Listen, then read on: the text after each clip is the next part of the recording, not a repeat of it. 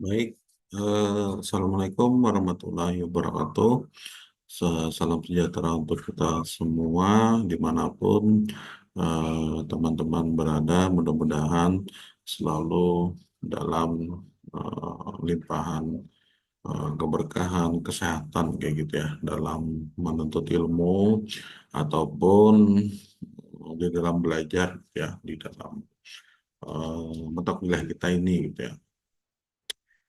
Baik, di sini Bapak ingin sampaikan gitu ya sedikit materi tentang apa namanya perkuliahan kita yang sebelumnya sudah saya sampaikan di apa namanya pertemuan pertama gitu ya. Mungkin sudah ada gambaran nantinya dari teman-teman kira-kira apa yang perlu dipersiapkan, apa yang perlu diperhatikan nanti ya di dalam perkuliahan ini. Terutama nanti mungkin setelah UTS, kita coba apa namanya belajar membuat database di dalam exam gitu ya. Jadi menggunakan bahasa yaitu bahasa MySQL. Nah, sebelum masuk ke sana, di sini mungkin pembahasan yang pertama dulu gitu ya. Nah, nanti eh, memahami terlebih dahulu gitu ya konsep dasar dari sistem basis data ini sendiri gitu ya. Nah, di sini kita mulai dari basis data itu sendiri. Nah, mungkin dari teman-teman sudah ada yang mengerti ataupun sudah ada yang paham lah gitu ya tentang basis data ini. Terutama kayak teman-teman di waktu sekolah dulu ya, di SMK mungkin pernah belajar sedikit tentang bahasa data. Cuman teman-teman di sini sepertinya masih banyak yang belum memahami gitu ya. Karena apa? Karena dari semester 1 dan 2 Bapak perhatikan teman-teman itu banyak dari sekolah umum, nah ataupun sekolah SMA gitu ya. Jadi basic tentang komputernya masih belum teman-teman pahami gitu. Nah, jadi dengan teman-teman memilih jurusan ini berarti teman-teman sudah atau harus belajar lah gitu ya, belajar mengenai sebuah basis data. Nah, ada sini sistem basis data. Berarti dia merupakan suatu tempat atau wadah penyimpanan dari suatu data gitu ya. Data itu berupa apa sih gitu ya. Nah, data itu eh, bisa berupa mini word ya atau kata. Nah, kemudian diolah sehingga dia menjadi sebuah informasi. Nah, informasi ini untuk apa sih? Informasi ini digunakan untuk penunjang keputusan di dalam sebuah organisasi ataupun di dalam sebuah perusahaan.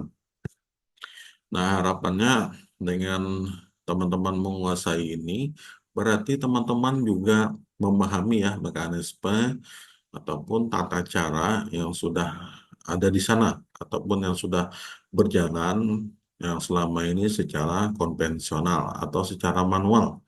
Nah, itu harusnya teman-teman memahami terlebih dahulu ya. Karena kalau teman-teman tidak memahami cara atau mekanisme di dalam eh, prosedural apa namanya secara konvensional, nah itu akan susah dalam mengimplementasikan ke dalam sebuah basis data.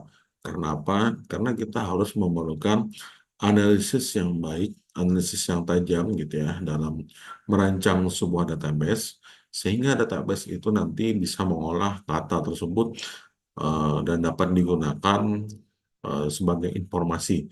Nah, informasi itu nanti yang akan dihubungkan ataupun ditampilkan di dalam sebuah program aplikasi kita sehingga dia akan menghasilkan sebuah penunjang keputusan itu gitu ya, penunjang keputusan yang akan digunakan oleh seorang top level yaitu seorang manajer gitu ya dalam pengambilan keputusan. Nah, kira-kira kalau sistem informasi misalnya gitu ya, kalau tingkat penggunaannya, kalau cuma 5 orang atau dua orang kayak gitu ya, mungkin tidak terlalu memakan space ataupun pekerjaan yang banyak gitu ya. Kenapa? Kalau cuman datanya cuman diolah 3 orang, 2 orang, kayaknya kita nggak perlu sebuah sistem informasi. Tapi bayangkan kalau suatu organisasi atau suatu apa namanya perusahaan, eh, nilai transaksi dalam per hari misalkan ada 1.000 orang ataupun 500 orang, nah itu sudah wajib menggunakan sebuah sistem informasi. Nah, jadi untuk menyelesaikan tugas, melaksanakan kegiatan dalam interaksi eh, pengumpulan sebuah data, nah itu diperlukan sebuah program aplikasi. Nah, program aplikasi tadi nanti berkaitan dengan sebuah basis data. Contoh, mungkin teman-teman saat input ya KRS, kartu rencana studi, saat eh, mungkin awal perkuliahan atau perpindahan dari semester satu ke semester lainnya, teman-teman misalkan ingin menginput mata kuliah gitu ya. Nah, bisa menginput mata kuliah teman-teman kan di dalam prodi ilmu komputer. Nah, mungkin di dalam universitas kita ya, mungkin bisa teman-teman ketahui ya, ada banyak program studi yang ada di dalamnya. Mungkin ada lebih dari 25 program studi yang termasuk di dalam Universitas Muhammadiyah Palangkaraya. Nah, bagaimana sistem atau program aplikasi tadi menghandle saat mahasiswa menginput mata kuliah itu tidak saling tercampur, tidak saling berbaur gitu ya, yaitu dia menggunakan sistem itu yang pastinya sistem program aplikasi tadi. Nah, kemudian basis data tadi kita rancang supaya tidak terjadi kesalahan gitu ya. Jadi teman-teman bisa bayangkan kalau jangan sampai nanti teman-teman prodi ilmu komputer saat login di Siakat kita, sistem informasi akademik kita, tiba-tiba yang muncul nanti seluruh mata kuliah yang ada di PIKES gitu ya, mata kuliah yang di teknik sipil gitu ya. Nah, itu jangan sampai terjadi seperti itu. Kalau terjadi seperti itu berarti ada kesalahan di dalam perancangan ataupun pembuatan database itu sendiri. Nah, dalam mata kuliah ini, nah kita mengantisipasi ya hal-hal seperti tadi. Jadi tidak tidak boleh sampai terjadi apa namanya kesalahan ya di dalam sistem apa namanya aplikasi program aplikasi kita tadi. Misalkan contohnya seperti yang Bapak sebut tadi, penginputan mata kuliah. Jadi artinya dia sebagai atau dia seorang mahasiswa prodi ilmu komputer seharusnya seyogyanya yang muncul hanya daftar mata kuliah yang ada di program studi ilmu komputer. Tidak boleh tercampur oleh program studi mata kuliah program studi lainnya. Nah, itu perlu perancangan sebuah database yang baik dan benar dalam pengimplementasiannya. Nah, jadi harapannya dengan adanya mata kuliah ini, teman-teman pastinya bisa memahami ya, karena di dalam kalau berbicara basis data, berarti kita berbicara dalam kehidupan sehari-hari. Kenapa Bapak menyebutnya dalam kehidupan sehari-hari? Karena di dalam kehidupan sehari-hari banyak ya contoh yang bisa apa namanya kita rasakan ataupun nanti kita alami dalam perancangan basis data ini. Contoh, nanti dalam basis data ada namanya primary key, foreign key, kunci utama, kunci tamu ya. Nah, dalam kehidupan sehari-hari kita sering menjumpai atau menemui yang namanya primary key. Nah, nanti mungkin ilustrasinya biar teman-teman mudah memahami. Primary key itu adalah sebuah kata kunci ya kata kunci di dalam sebuah tabel, dalam sebuah database yang fungsinya dia mewakili seluruh anggota yang ada di dalam atribut tersebut. Nah, jadi intinya dia berguna untuk pemanggilan sebuah data ya.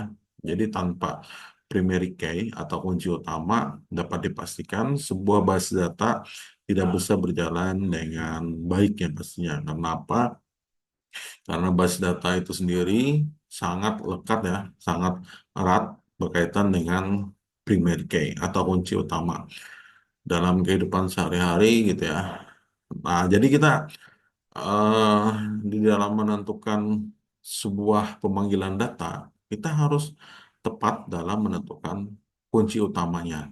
Karena dalam kunci utama ini nanti dia bertugas untuk memanggil seluruh atribut yang ada di dalam tabel tersebut, kayak gitu ya. Nah, jadi perlu teman-teman perhatikan juga nanti jangan sampai salah dalam menentukan primary key.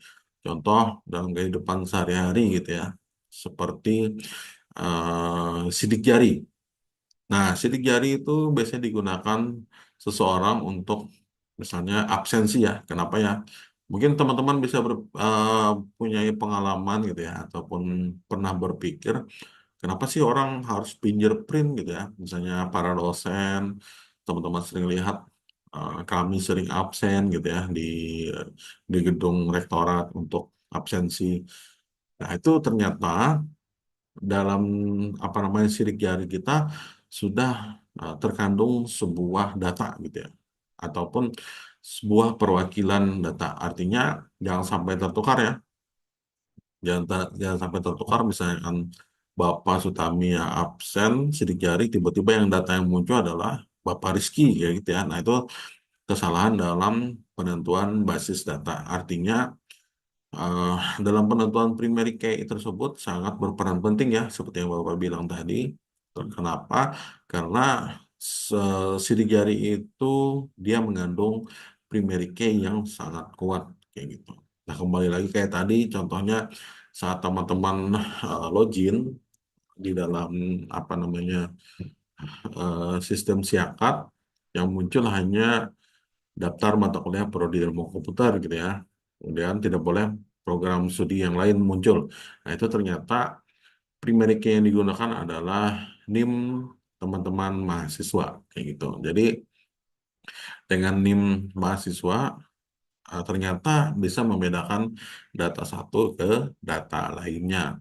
Karena di dalam NIM tersebut mungkin bisa teman-teman perhatikan ya, seperti NIM-NIM di tempat teman-teman, 2 digit pertama sebelum titik itu adalah kode angkatan teman-teman. Kemudian NIM 2 digit setelah titik, nah itu adalah kode program studi. Nah, jadi seperti itu.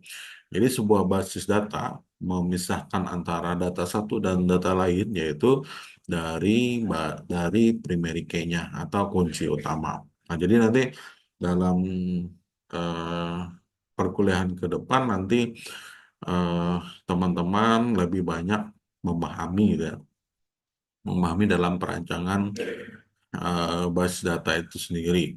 Terutama nanti harus mahir dalam menentukan mana yang bisa dijadikan primary key, mana yang bisa dijadikan foreign key, kayak gitu.